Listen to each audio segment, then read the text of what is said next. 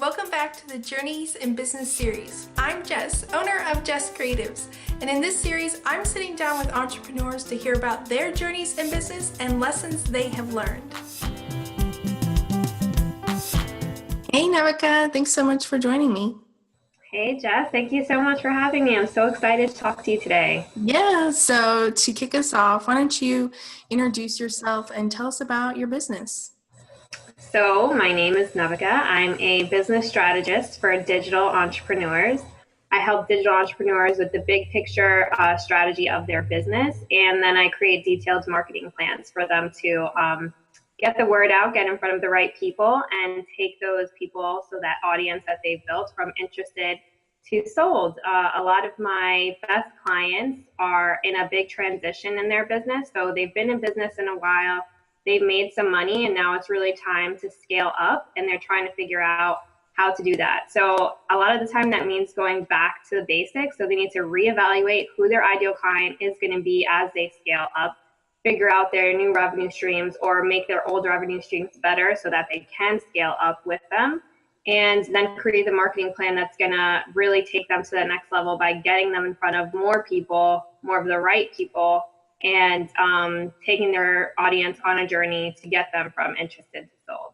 Oh my gosh, that's amazing. And I think it's cool that when you were talking about all the things that you do, because like I know what you do, but that you touched on sometimes when you are kind of like pivoting or like changing your business, like you go back to the basics and like kind of just reevaluate everything, because that's really important for us to do as business owners, even just like every year or every, like not just like, oh, like I'm going to make these big changes in my business, so let's reevaluate. Like I've been Totally. Yeah, and I've been doing that the last few months, and I feel like I haven't ever really like sat down and like looked at all of my offers, my services, like my clients. Like it's something I'm obviously like I'm aware of what I have, but when I like write it out on paper and like look at everything, I was like, wait, why did I do that? Yeah, no, one of the biggest things that I find with my clients is that they don't make the time to do the work that they do with me themselves. They like have to hire me so that we can get it done and actually do it together, because otherwise they'll just never do it. And even if like you consciously know I should be doing this, and you consciously even know probably how to do it the same way that I do it with my clients, you just won't have that like extra set of eyes.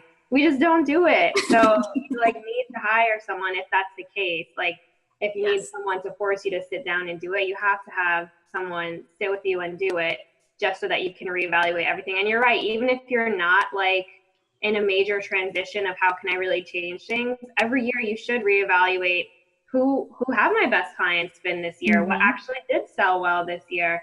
So I really notice that with all of my clients, that they don't make the time for it, so they have to hire me, because it'll just never get done. And it's like it needs to get done for you to move to the next level, or just continue on with what you're doing and to get better at it. Yeah, exactly. So what is your favorite part about doing this type of work with your clients? I would say like the actual physical work. What's my favorite part is probably the marketing. So coming up with marketing and launch plans. So I kind of think of marketing a little bit different than some people. So I have like my regular marketing plans and then like specific launch plans. So some clients come to me and they need a launch plan for like a specific conference or product or program or a membership site. And then other people just don't know what they're doing with their marketing, and they need a marketing plan for like their entire year. Yeah. So I like to think of like having marketing as so even if you have services, I still think you can launch services. So a lot of people don't think that way, and I still think you can do that. So like that's one of the things that I do with my clients, and I call them product awareness campaigns. So for most of the year, you'll be doing your regular content. So that's like your blogging, podcasting, YouTube videos, Instagram, social media, whatever your regular content is. You want to have one that you own. So like your blogging or your podcasting, and then have the social media to push it out. So that's your regular marketing, and that's usually brand awareness. So brand awareness is just getting people to know who you are and what you do, and getting them interested in you, getting them to know, like, and trust you. And then we have product awareness. So product awareness is getting people to know what your product is, understand why they need it, and know why they're going to buy it, right? So a lot of times with service-based businesses, like I just have services too, and a lot of times with service-based businesses, we don't tell people that they can buy our products. Like, we forget to tell people that it's not a product, it's a service, but we forget to tell people that they can hire us, right? Yeah. But like, if you have a product, you like have a huge launch for it. So like, everybody's aware of the fact that they can buy it. So with my clients, I make sure that we have product awareness campaigns, let's say like 3 or 4 times, minimum 4 times a year, right? So we'll have these big campaigns and we'll treat them like launches, how you would launch a product, but it would be for your service. So it'll be like a really big promotion of, and promotion not meaning it's going on sale, just of like, I'm doing way more marketing right now than usual. Yeah. So like, you'll have a 3-part video series or a challenge, just bringing so much attention to you. And then at the end of that, you would pitch your product just like you would, or your service rather, just like you would in a launch. So that's like how I create my marketing plans for my clients. I make sure that they have their brand awareness down, where they're having that continuous marketing of getting in front of their content marketing of getting in front of their people. But then the biggest difference is that they have to have product awareness campaigns in their marketing plan to get their services or products. My clients do have courses and conferences and programs and things like that in front of people in this type of launch mode. Yeah. So I think that is my favorite thing to do for people. That sounds super fun and a lot of work, but it is fun. So for people like me who are service-based people, you said 3 to 4 times a year they should have these product awareness campaigns. So is that like, would your clients always create new service or products, or is it like I would just spend, like, my first campaign might be an already existing service, or is it like a mix of both? Like, no, I wouldn't create, you don't have to create anything new at all. Like, you're a graphic designer, web designer, that's what you're going to be and that's what you're going to do, right? So it's just at different times of the year, you want to get people to notice you way more than usual. So like, let's say, I'm not exactly sure how much you do, but I know you blog often and now you podcast often, right? Yes. So when you go into your campaign mode, so for you, let's say you want to have a 5-day, you probably wouldn't do this, but I'm just going to say you would have a 5-day make your own logo challenge or something like that, right? So in 5 days, you're going to teach people how to create their own logo. You email your list and tell them, I'm going to have this 5-day challenge. You share it on social media. I'm going to have this 5-day challenge. You're telling everybody you're going to have this 5-day challenge. You have the 5-day challenge. And then on the 5th day, like when they've completed whatever they're going to complete or whatever, let's say you have a webinar, and on the webinar, you pitch them, like, now you've created, you either have created or you haven't created your logo. You see how much work goes into a logo. If this wasn't something you were able to do by yourself, or if you want me to do all of your branding for you, that's not the logo. I can do that. Hire me for blah, blah, blah. So you would take the service that you already have, but you're just going to bring it to the forefront of like actually pitching it. Because we really don't, like, I don't know anybody who like actively is like telling people, you can hire me, and you shouldn't do it all the time, right? Like 80-20 rule, give and take that 20% of the time, or pitch that 20% of the time. But those campaigns are just like set as, so if you're thinking again, like a lot of us digital entrepreneurs think about like product launches.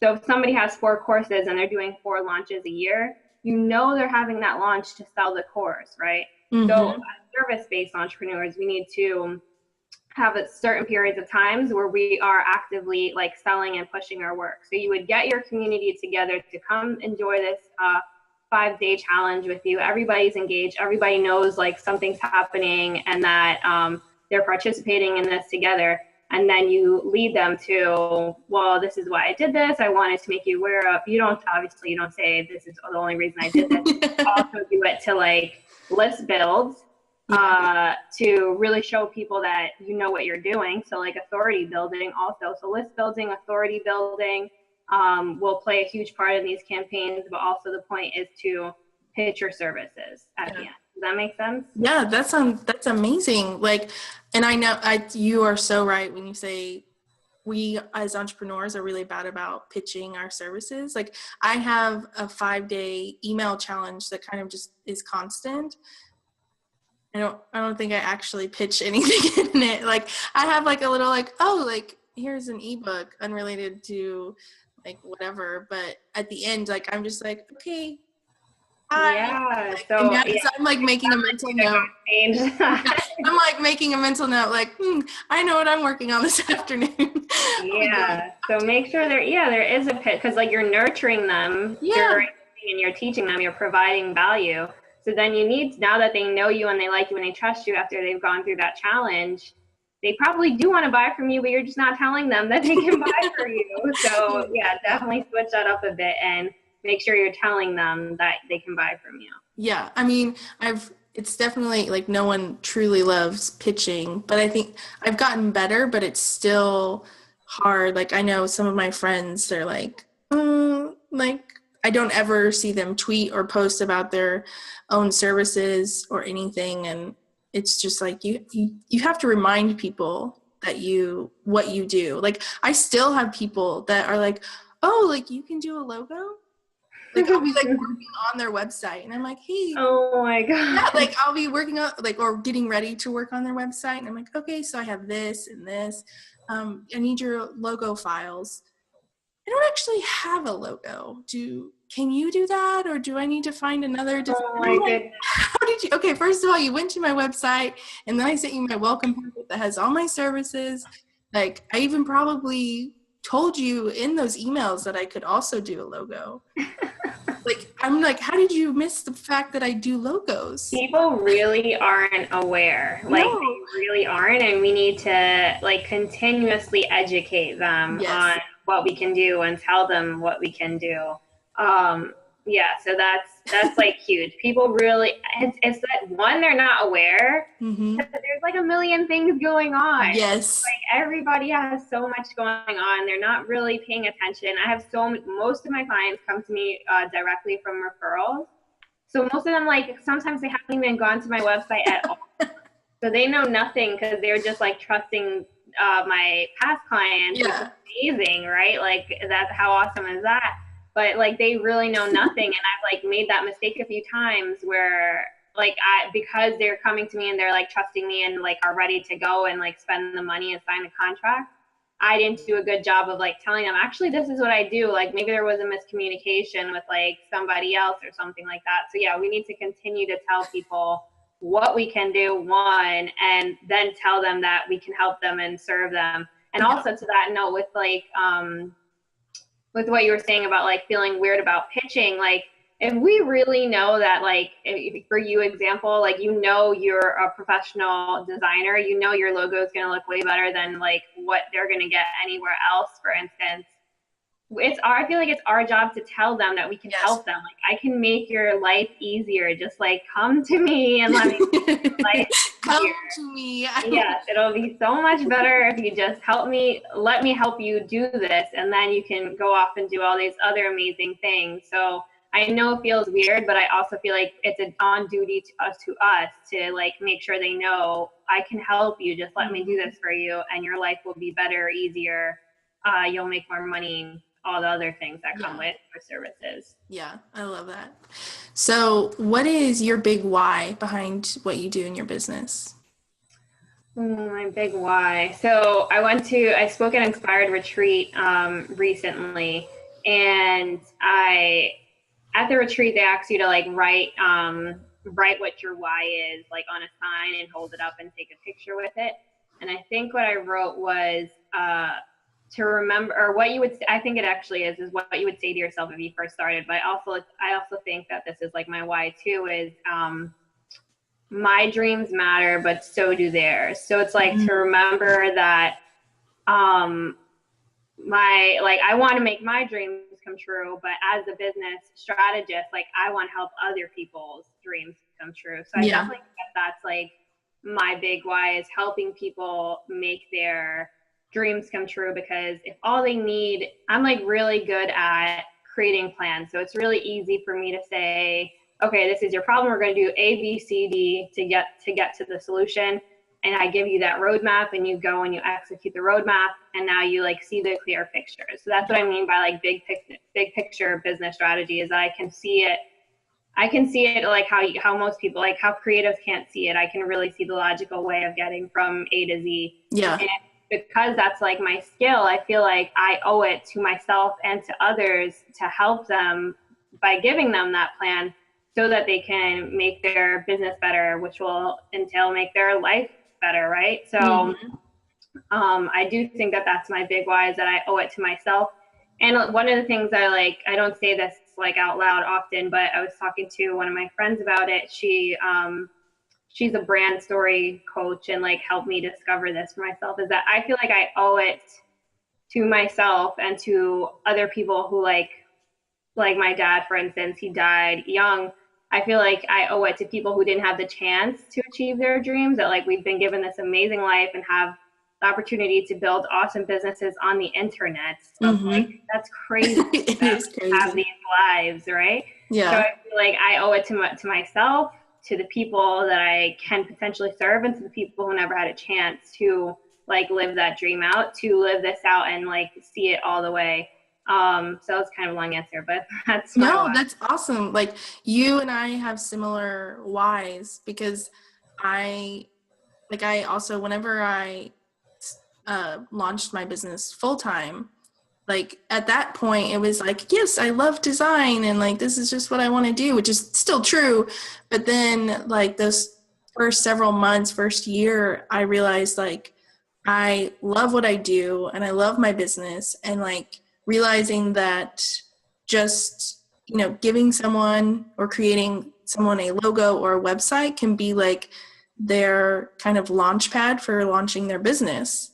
And it like that literally just gave me goosebumps thinking about like to me, I'm like, sometimes I'm like, it's another website, another logo. But I'm like, this could be their launch pad. Like this could really start their business. Like I want them to be able to experience what I get to experience. Yeah.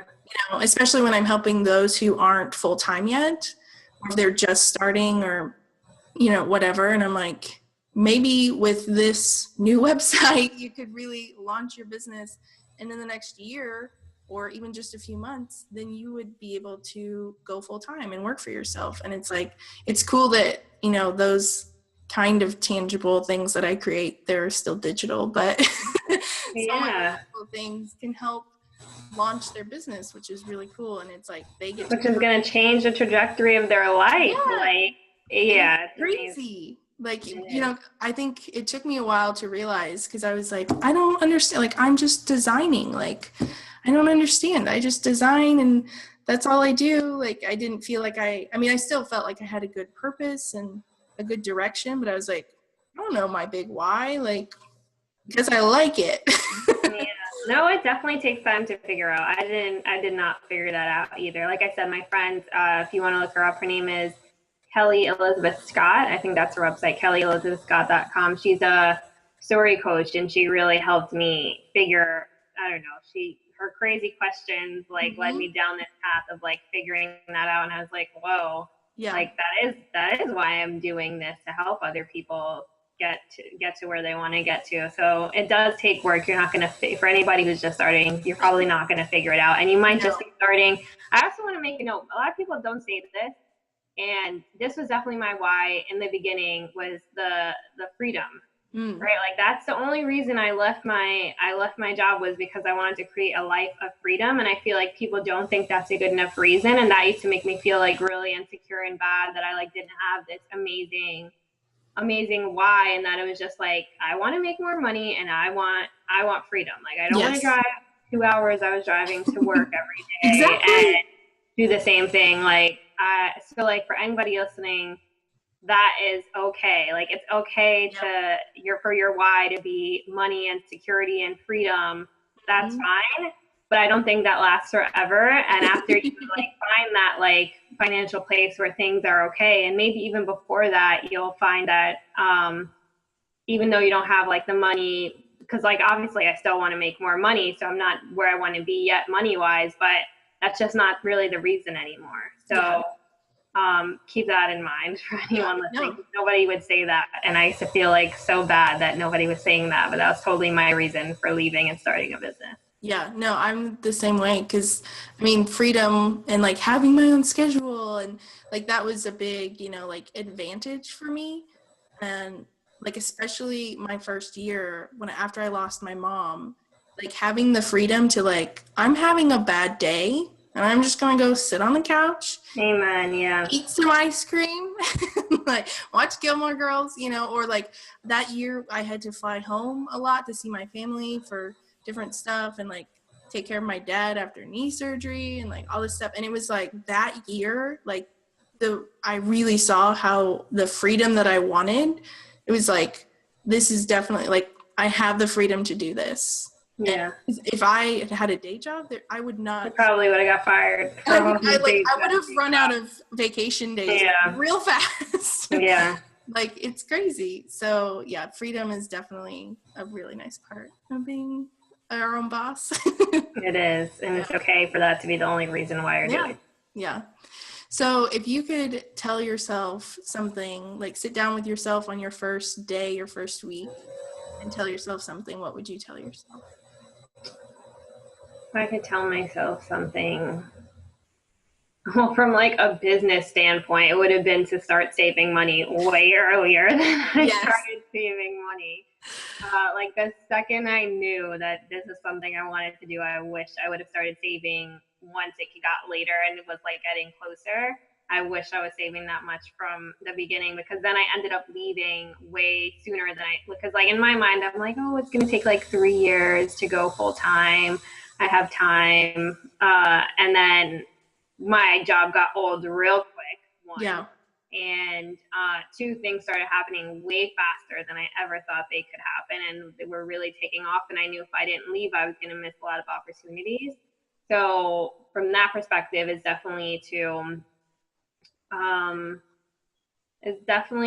to start saving money. But on another note, I'm still like really learning right now, because I'll make my first full year full time in February. So like I'm still really new and I'm still not doing this well, but I really need to take care of myself. Like, oh my gosh. I am I grew up as an athlete. I don't know what it would take for me to gain weight. So it's not like a weight thing, but it's just like I'm not working out. I don't like make time for myself in the morning to like meditate or like anything like that. So I've just been so consumed by the business for the last, it hasn't been a year yet, but almost a year. Yeah. 10 months. That I've like forgotten what it is to take care of myself. So like I still need to figure that out. But I would have told myself that like months ago, like figure this out now. Yes. It's really hard because it is.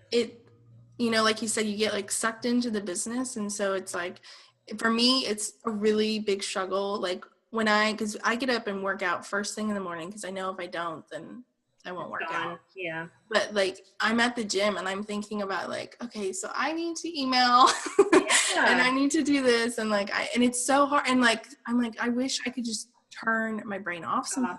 Yeah. Like, I mean, yeah, there are times that I somehow turn off my brain, but it's hard to like find that balance. And then, I'm always like, drink more water, and I need to like not sit at my desk for 6 straight hours. Yeah.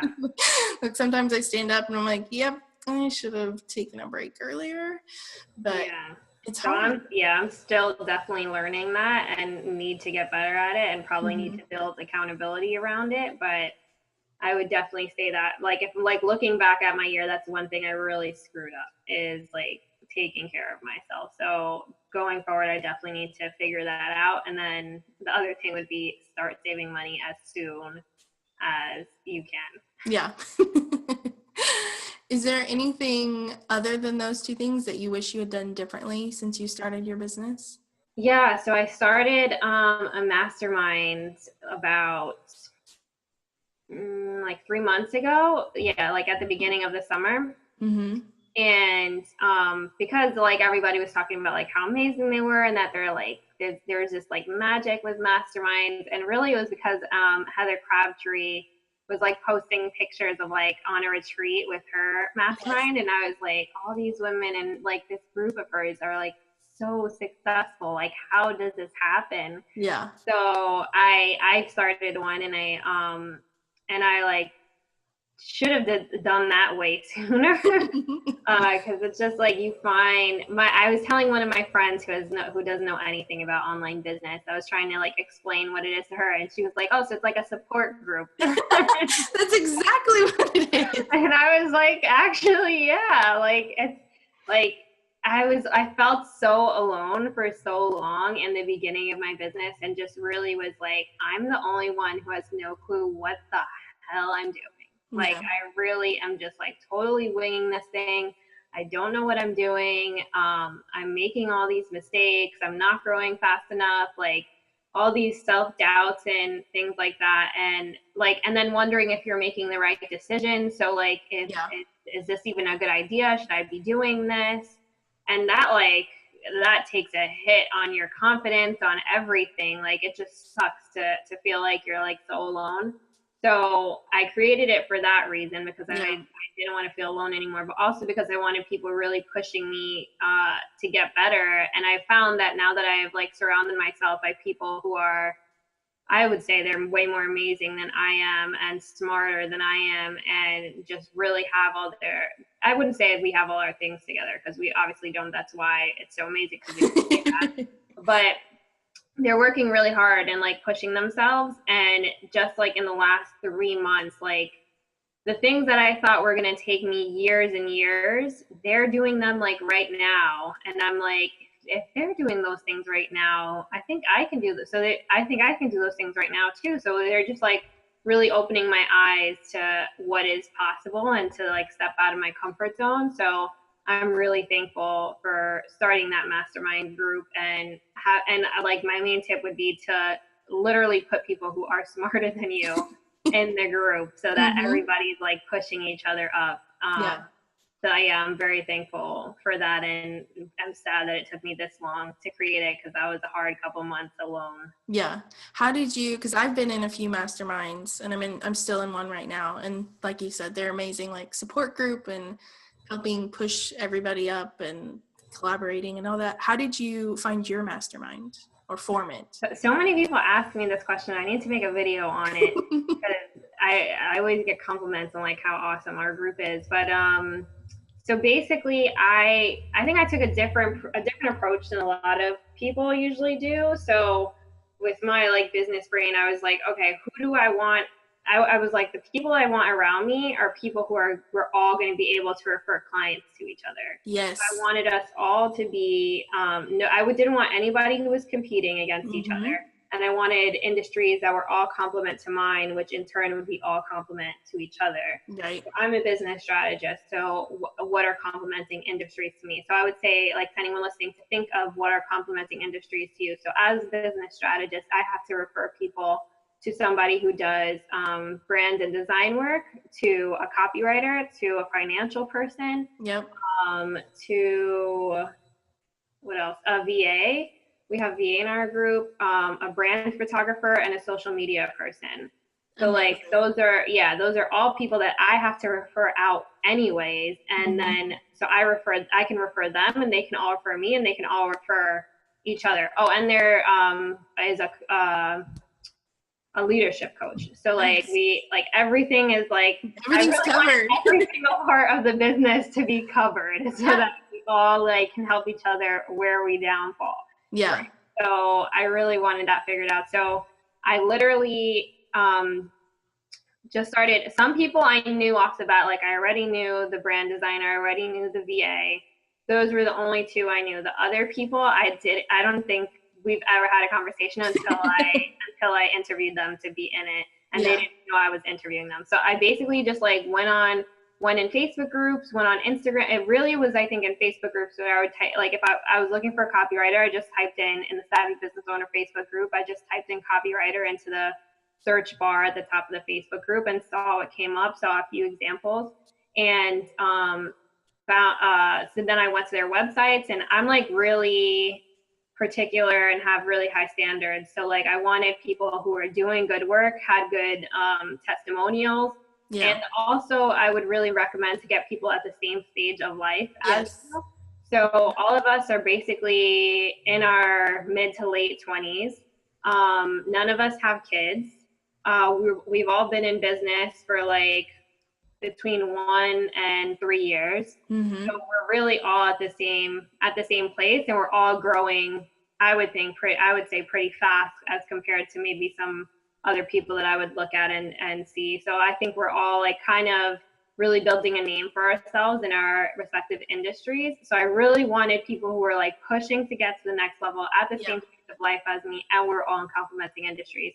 And then once I like found all those people like through the Facebook group, I emailed them and said, hey, I looked around at your site. I really like your stuff.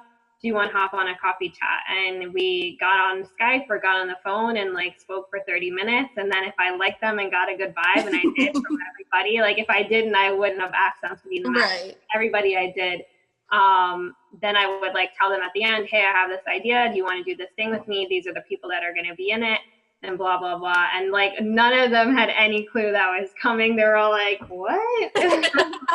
But we had such a good conversation that they said, yeah. So definitely look at who you're inviting into it. Go out and look for it and make it official. They were all really happy because I like made a PDF of like the rules. So I was like, nice. if you be involved in it, you have to show up to every meeting. If you miss more than 2 meetings a month, you can be kicked out. And I made them sign a confidentiality agreement. So like everything we talk about in the group is confidential or a non-compete, I think. So like if we bring up ideas, somebody in the group can't steal it and take the idea or whatever. That's so smart. Yeah, so I made it like I'm like very like I love that. I've never thought of doing like the non-compete and the I just want everybody to feel safe. Yeah. I just really wanted people to feel safe, and it's been going great. We get on Google Hangouts once a week, every single week.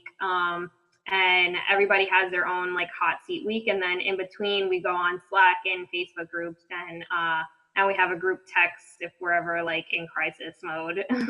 You can reach out and find some sanity. Yeah. But yeah, I've been loving it, and I think everybody should do something like that and be strategic about it. Because I was really strategic about how I wanted mine, so I definitely recommend doing that also, because I think it hasn't just been beneficial for me for it to be strategic, it's been beneficial for every single person in the group for it to be built how it was built.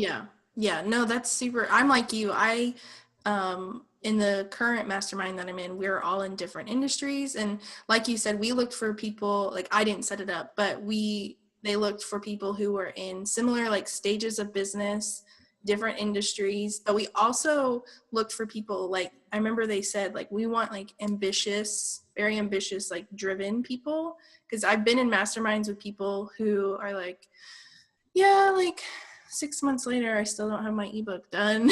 Yeah. And I mean, you know, things happen, but it's like we wanted people who kind of perform the same way, or like kind of that makes sense. But you don't want to stay stagnant. You want people who are gonna, that's like what I said, like they're doing such amazing things, and I'm like, whoa, can I do that too? Like maybe I can. And I was just like thinking too small. So yeah, it's really beneficial to be with people who are doing big things. I've always loved being a part of masterminds. Like they just, like you said, it's so many like ideas, and like I've collaborated, like there's always collaboration between the group, like, so it's super fun. I definitely recommend masterminds for anybody, like even if you're just starting, especially if you're just starting, because then you have people to help really like get you started, and like not just kind of, because like when you're starting especially, I feel like it's a little bit overwhelming and scary. And I think having a mastermind, if I'd had a mastermind when I first started, I think that would have helped me kind of not be overwhelmed and kind of get started faster, I guess. Or it definitely pushes you to do things faster than you would, and it just gives you that like, again, security and support that you're not alone. Like I really needed that in the beginning. I didn't have it. So like, even if you have these big Facebook groups, that's cool. But like really having a support group, like those 5 people that you can call on. any time of day for anything, and just to let them know, like, remind me I'm not crazy. Please, somebody tell me I'm not crazy. Yeah, it's really important and could be super helpful. Yeah. So what are you working on for 2017? Well, I'm actually trying to plan that out right now. I have, I don't know if you know Tara Gentili. Yes. So she trained me to be a business strategist, and she's also like my mentor and coach. And she has like a private planning day for all her strategists that she trains. Nice. So I signed up for that yesterday, and that's going to be next week, I think. So I'll be really planning out 2016 with her. But I think I want to start having like workshops, like online workshops. So I've only been working one-on-one with people, and that's been amazing. But I really want to start helping more people who maybe can't afford my prices, and start having some online workshops about the same things I teach one-on-one, but having us in a group, a small group, figure out different parts of your business in one day or in a few hours, figure out that one part of your business so that you can move forward. So hopefully that's on the horizon. I still got to map out what that looks like. But that'd be pretty awesome to do. Yeah, that sounds awesome. So where can we connect with you online and hopefully hear about these potential workshops? So my website is my name, nevicavazquez.com, and I'll be hanging out on I'm working on a rebrand right now, so hopefully in the new year I will have a new awesome website. And I am going to be on Instagram a lot more than I have been lately also, so Instagram would probably be the best place to find me, and that's also my name, Nevica Vazquez. Awesome. It's always so weird when it's just your name. Like, I'm Nevica from Nevica Vazquez. Yeah, but it makes it also easy to remember instead of what is it, sweet, or what is it, sassy something? Like, oh, that's so funny. But thank you so much for chatting with me today. This was really awesome. Oh, thank you for having me. I hope that it's helpful, and I can't wait to listen to all the other interviews you have coming up. I want to tell you that you're doing such a good job. The people that you're showcasing, I don't hear for them or see them anywhere else, really. So you're really shining a light on creatives or professionals in our online world who haven't really had a voice anywhere other than their blog. And I think that has been so interesting. So thank you for giving them a voice. Yep, that's the whole reason I wanted to do it.